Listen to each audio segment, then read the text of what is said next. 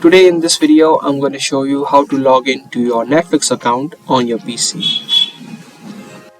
If this video sounds helpful to you, then make sure you watch it until the end and let's jump right into it.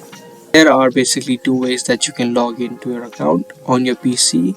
Either you can use the website of Netflix by opening up your web browsers and searching for netflix.com, or you can also use the desktop version of Netflix.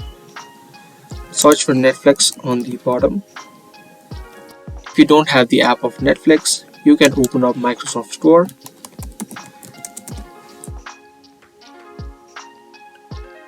and then search for Netflix on the search bar.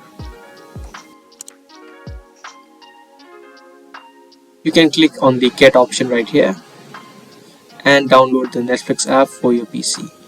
Once the download is complete, you can open it up and then click on the sign in button, which is on the top right. From here, you just need to type in your credentials, which is your email address and the password of your Netflix. If you don't remember your password, you can click on forgot your password option and then recover it. Once you're done filling in both these boxes, you can just click on sign in. And there you go, as easy as that, you will be logged in to your Netflix account.